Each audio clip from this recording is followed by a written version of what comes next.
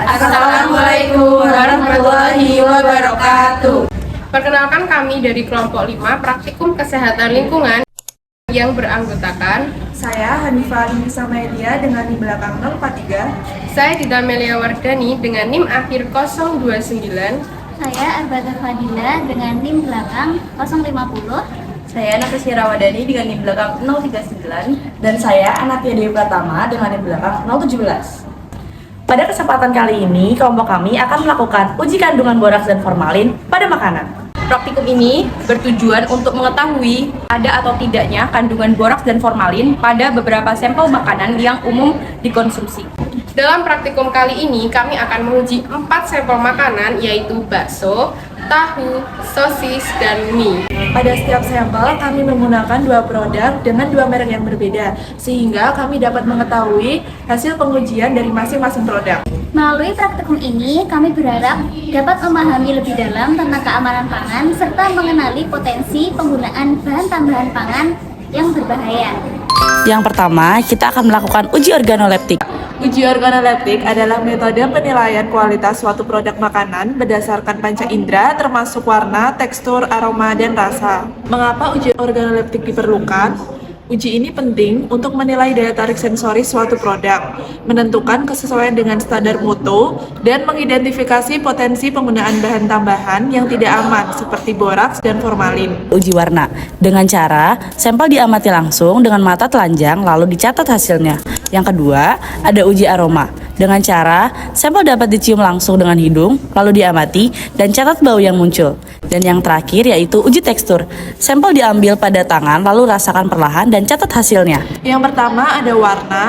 Warna dapat menunjukkan kualitas bahan baku adanya zat tambahan. Tahu lebih pucat kemungkinan mengandung boraks karena boraks menghambat perubahan warna alami dan memberikan tampilan lebih bersih. Mie lebih gelap bisa akibat oksidasi atau bahan tambahan tertentu, sementara mie tanpa boraks lebih terang dan alami. Sosis lebih terang atau lebih ke warna pink bisa karena zat pengikat protein, sedangkan sosis lebih gelap menunjukkan oksidasi atau pengaruh penyimpanan. Yang kedua ada aroma. Aroma menunjukkan kesegaran dan kemungkinan kontaminasi. Tahu beraroma lebih kuat, fermentasi alami lebih aktif, sedangkan tahu dengan boraks cenderung lebih netral karena menghambat pertumbuhan mikroba. Mie berbau menyengat, kemungkinan ada zat tambahan seperti boraks yang memiliki aroma khas mirip amonia. Untuk sosis yang berbau sedikit busuk, tanda dekomposisi protein atau oksidasi lemak menunjukkan kualitas yang menurun. Yang ketiga ada tekstur. Tekstur dipengaruhi oleh kandungan air, protein, dan bahan tambahan. Bakso lebih lengket dan kenyal, bisa diindikasi boraks karena boraks meningkatkan elastisitas dan kekenyalan produk berbasis protein. Untuk mie yang lebih lengket, mungkin terlalu lama disimpan atau ada zat pengikat tertentu. Sementara mie tanpa borak lebih mudah terpisah. Yang terakhir, sosis sangat lengket, kemungkinan ada tambahan bahan pengikat. Sedangkan sosis lebih kasar, cenderung alami tanpa mengenyal sintetis. Yang kedua, uji boraks. Alat dan bahan yang akan digunakan. Untuk alatnya, pertama, cobek, ada tisu, plat tetes, pipet tetes, spatula, pisau atau cutter, tabung reaksi, dan parutan. Bahan kontrol untuk larutan uji alami ada ubi. Untuk bahan sampel makanan diambil dari 2 tempat yang berbeda. Yang pertama ada sampel mie, sampel sosis, sampel bakso, dan yang terakhir sampel tahu. Untuk bahan uji kita menggunakan bubuk boraks. Untuk langkah kerjanya meliputi yang pertama, menyiapkan larutan kontrol dengan cara kupas ubi ungu hingga bersih, kemudian dicuci di air mengalir, lalu parut ubi ungu, kemudian peras dengan saringan sampai mendapatkan ekstrak ubi ungu.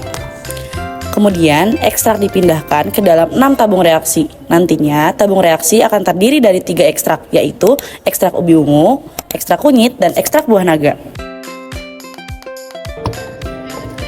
Menuang bubuk boraks ke dalam plat tetes pada 3 tempat untuk ditetesi masing-masing ekstrak sebagai kontrol.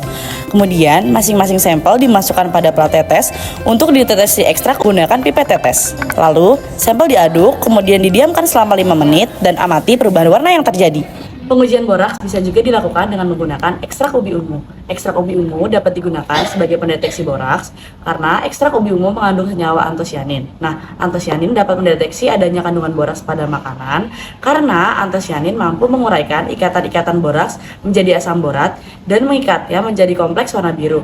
Maka, ketika makanan yang mengandung boraks dideteksi oleh ekstrak ubi ungu akan mengalami perubahan warna menjadi biru tua atau biru kehitaman. Setelah dilakukannya uji boraks menggunakan ekstrak ubi ungu, didapatkan hasil positif pada sampel sosis B dan bakso B. Hal ini dapat terjadi karena antosianin dalam ubi ungu memiliki sifat amfometer yang berarti dapat bereaksi baik dalam suasana asam maupun basah. Dalam kondisi asam, antosianin berwarna merah, sedangkan dalam kondisi basah, warnanya berubah menjadi ungu dan biru. Ketika boraks yang bersifat basah ditambahkan antosianin bereaksi dan menyebabkan perubahan warna menjadi biru kehitaman yang menandakan adanya boraks dalam larutan tersebut. Nah, hal ini dapat dilihat pada sampel sosis B dan bakso B yang mengalami perubahan warna menjadi ungu pekat. Dengan demikian, kemampuan antosianin untuk merubah warna sesuai dengan pH larutan adalah kunci dalam identifikasi boraks menggunakan ekstra ubi jalar ungu. Senyawa kurkumin yang terdapat pada kunyit menguraikan ikatan-ikatan boraks menjadi asam borat dan mengikatnya menjadi kompleks warna rosocyanin atau merah kecoklatan dalam suasana asam, sehingga menyebabkan warna merah oranye hingga merah pada produk pada yang mengandung boraks. Dari hasil uji yang telah dilakukan, terdapat 4 bahan makanan yang positif boraks. Bahan tersebut adalah mie dengan kode A dan B, bakso B, dan sosis B. Buah naga menjadi indikator uji boraks karena buah naga memiliki kandungan senyawa antosianin yang menghasilkan pigmen berwarna merah keunguan. Menurut beberapa jurnal, kandungan antosianin pada buah naga dapat bereaksi dengan asam kuat pada boraks yang akan menghasilkan warna merah. Hasil yang didapatkan yaitu negatif atau tidak terdapat kandungan boraks pada semua sampel. Hal ini dapat disebabkan karena beberapa hal. Yang pertama yaitu pengujian yang kurang valid. Yang kedua, tidak terdapat kandungan boraks pada sampel karena tidak terjadinya perubahan warna. Yang ketiga, konsentrasi boraks yang terlalu rendah. Yang keempat, pH larutan yang mendekati netral. Dan yang kelima yaitu waktu reaksi yang kurang lama. Penggunaan boraks dalam bahan makanan merupakan pelanggaran dalam mengolah makanan. Bahaya yang ditimbulkan untuk kesehatan juga sangat membahayakan jika terjadi dalam jangka waktu yang panjang, akan terakumulasi dan akan menyebabkan efek samping seperti diare, pusing, mual, kejang, muntah, tidak nafsu makan, pencernaan yang terganggu, anuria, dan bahkan hingga koma. Kesimpulan yang bisa didapat dari hasil pengujian boraks yaitu pada identifikasi boraks kita menggunakan 3 indikator alami yaitu kunyit, ubi ungu, buah naga. Kemudian untuk hasil positif pada boraks itu ditunjukkan dengan perubahan warna pada indikator. Kemudian untuk ekstrak kunyit sendiri yang menunjukkan hasil positif yaitu pada sampel mie A dan B, kemudian bakso dan sosis B. Pada ekstrak buah naga tidak ada perubahan warna yang ditunjukkan, itu bisa diartikan bahwa pada makanan tersebut tidak ada yang terindikasi adanya boraks. Uji organoleptik digunakan sebagai penguat untuk mengidentifikasi ada tidaknya bahan tambahan tertentu pada sampel makanan. Ada 3 yaitu warna, aroma, tekstur, di mana warna itu biasanya sampel yang mengandung boraks cenderung memiliki warna yang lebih cerah atau mencolok dibandingkan yang tidak mengandung boraks. Kemudian untuk aroma, tidak ada perbedaan aroma yang signifikan antara sampel, namun boraks biasanya memiliki bau khas yang mudah dikenali. Tekstur, sampel yang positif menggunakan boraks itu cenderung memiliki tekstur yang lebih kenyal dan tidak mudah hancur. Sekian yang dapat kami sampaikan, kurang lebihnya kami mohon maaf. Wassalamualaikum warahmatullahi wabarakatuh.